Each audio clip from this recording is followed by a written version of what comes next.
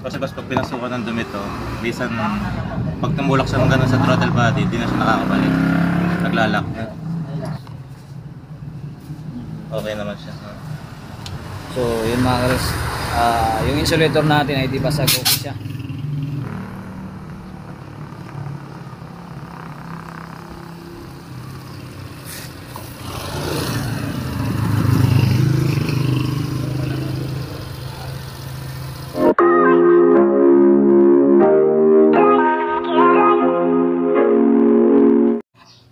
Hello mga kares, kumusta kayo dyan? So ngayong araw na ito mga kares, patingin natin ulit si Birdman kasi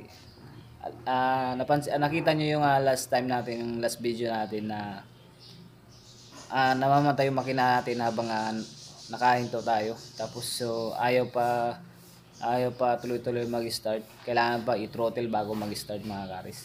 So ngayon mga kares, patingin natin ulit yung si Birdman natin yan.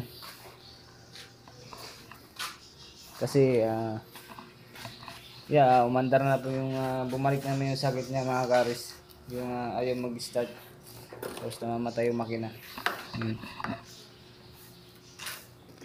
Pakita ko sa inyo mga kares.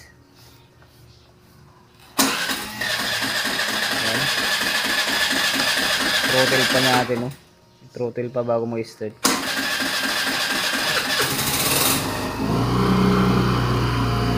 Bitawan natin.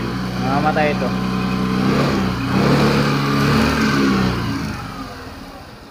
Oh, yan. Talagang bumabalik talaga yung sakit niya mga kares. Di ko talaga alam kung ano yung sakit niya nito mga kares. Yan. Bago pa naman to, 6 months pa lang to sa amin mga kares, may ganitong issue na agad. So, kailangan natin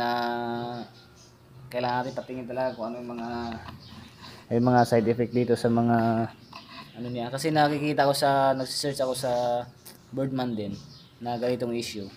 Ay yung insulator yung basag niya. Baka ganito rin, baka basag din yung insulator natin dito. Pero di lang tayo magkakaka mga kares. Kailangan pa natin ipatingin sa mga magagaling mekaniko. So update lang tayo mamaya mga kares. Shoutout nga pala sa lahat ng mga supporters natin dyan at bagong subscriber. At kung isa ka pang hindi pa nakasubscribe sa YouTube channel ko mga kares, please like and subscribe para supportan lang din sa YouTube channel ko mga kares. At maraming salamat pala at umabot na tayo ng 509 subscriber. Yahoo! So kalahati na lang mga kares, makuha natin yung 1,000 subscriber. So update lang tayo mga kares at ipapakita ko sa inyo kung ano yung mga issue dito sa ating Birdman. Okay? Let's go! Nandito tayo sa Airway Shop mga kares. So yan. So alam niyo mga kares, galing dun sa Woodgrove. Dito tayo sa Kalulot mga kares. So ayan si boss. Boss, baka shoutout ka muna boss. So yan mga kares. So una tinignan yung battery. Yung battery yung titingnan.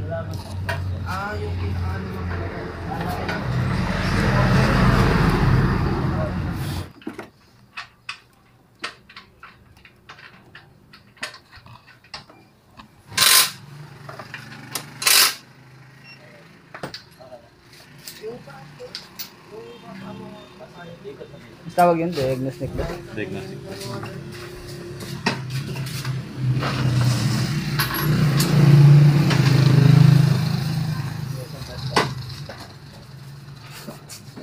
Pag pala niloward natin sa harap, tatanggalin sa tubig. Oh!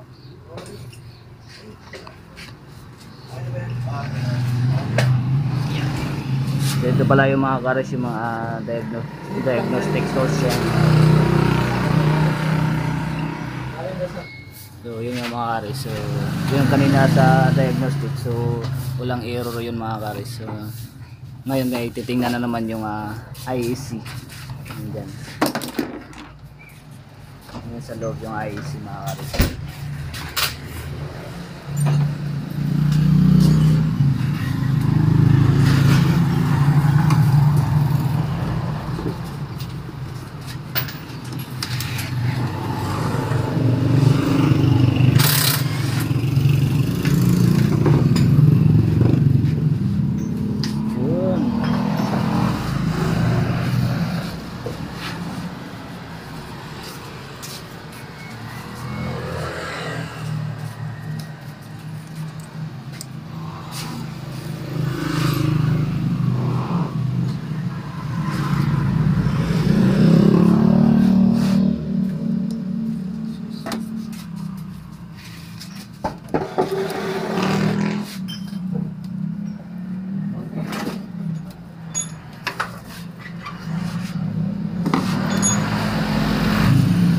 Kasi yung dati mga karis, ito lang yung nilinis yung dati.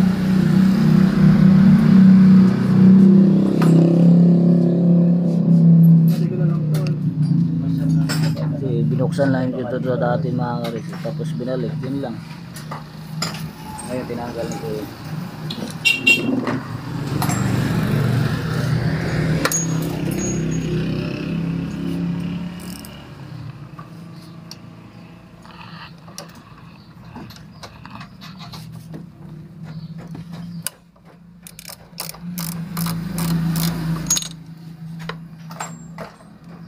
Tingnan may taas ang bukas niya. O, taas pa natin. Siguro mga... Makapag ano, kasi dito. Ayun lang, pwede lang siya. Ay, hindi na. Ano, nakutulitan to. Ay, hindi na.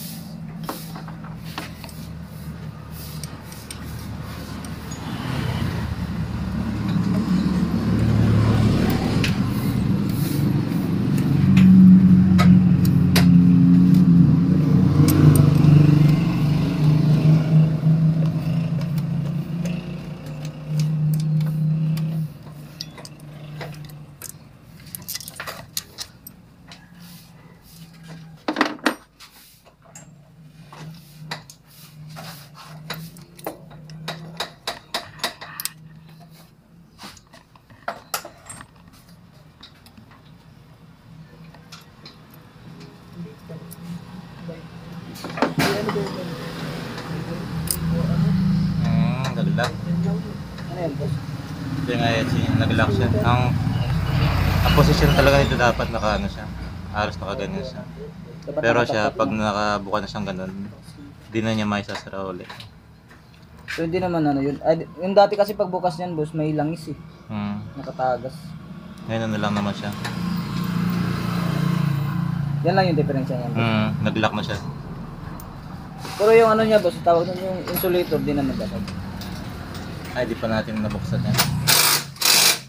Kinarap lang natin dito. Kasi hindi kasi ni-reset yun yung pagbukas.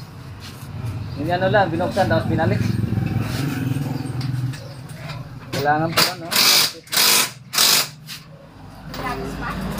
Wala makakaroon. Ha? Hindi. Hindi lang na-reset kasi nag-lock daw siya. Kaya ganyan. Kasi pag pinasukan ng dumi to, bisan pag tumulak siya ng ganun sa throttle body, di na siya nakakabalik. Naglalak. Pag marumi boss. Pag marami yung ISC. So, paano yan boss? Babalik talaga yan o hindi? Depende naman. Depende kung pag malinis ay nalagyan. Stock niya air filter niya. Basta huwag lang mapasukan ng alikabok. Pag stocking air filter, mas matagal bago dumimito. Pag washable, mabilis lang kasi nakakapasok yung malilit na alikabok.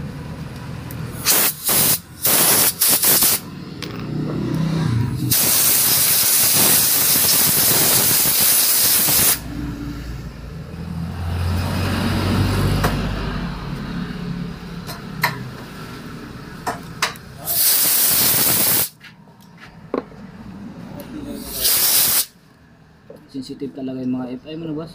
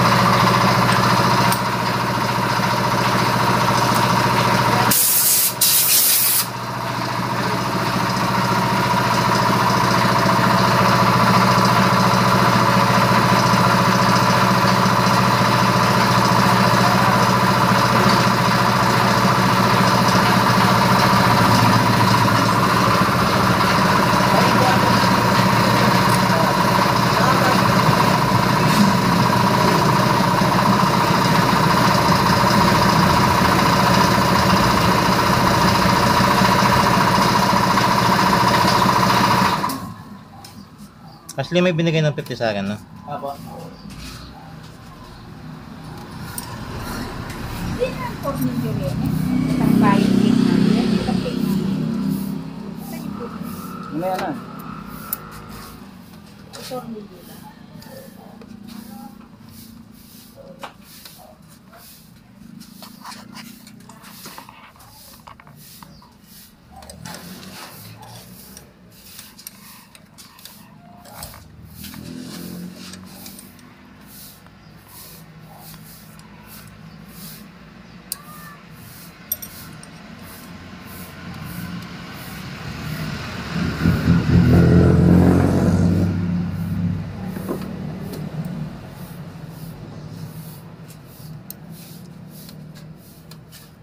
Parang bike lang.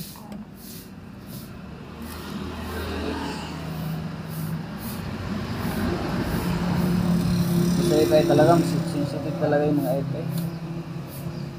Di ka tulad yung carburetor pag marumi, ganyan mo.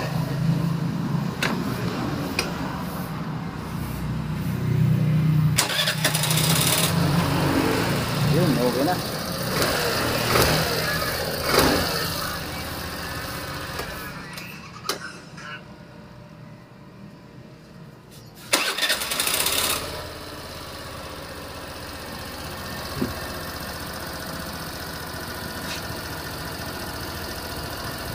So, yun nga mga karis. So, yung diferensya talaga yung Birdman nito, yung IEC lang talaga. Hindi na daw siya bumabalik pag halimbawa naglalak na siya. Yun.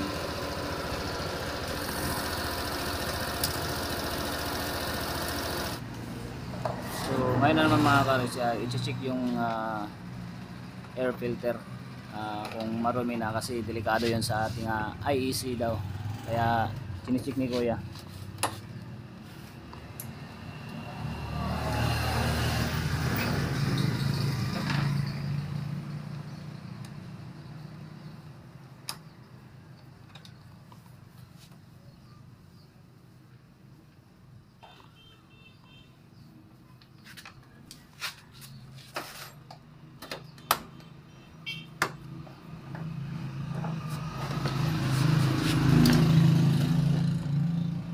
Medyo malinis pa naman. Ano yan boss, yung yun yung nililinis lang o yung visible? Paano ba? Yung binabasa ng tubig? Ay, hindi siya washable. Papel Yung siya. ano lang. Magaling ma-edit mo siyang linisan hanggat hindi siya parang hanggat nakakadampa yung hangin. Pwede naman. Ito naman yan, boss na.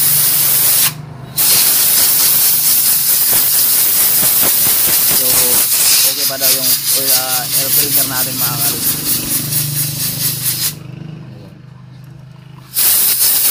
Kapag nag-iba na yung kulay, talagang maruming-marumi na. Palitan ko talaga.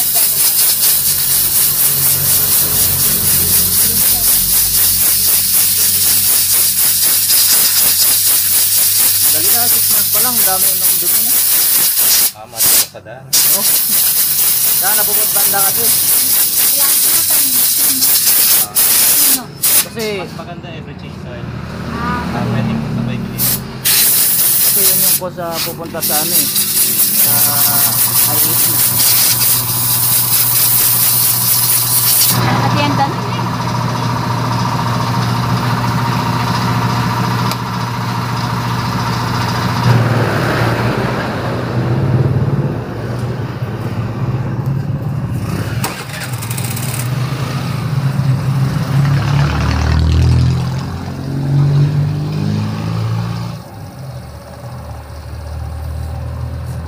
Yun mga kares, huwag na yung mot-mot natin.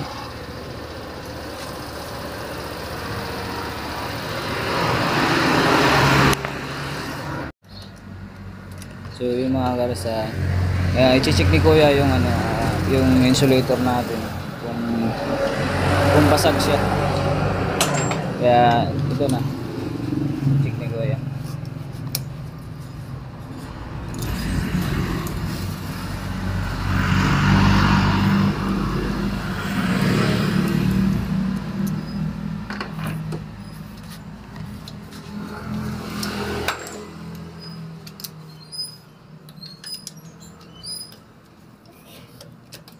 Basta tingnan naman ito pag-change yun. Sana pa? Itong kulay. Zik, Apple synthetic po yan. Okay po. Na? Yun. Okay Basta- daw. Magkano pa kanya? 270 po yung 800 ml. Hindi. Hindi ba ilang ml? Okay, di siya basag. Okay naman siya. So, yun mga kares. Yung insulator natin ay di basag, okay siya. Yun. Walang problema yung insulator natin mga kares. So, yun lang talaga yung diferensya, yung IEC. Naglalak siya. Kaya, ayaw na umandar. Namamatay yung makina natin.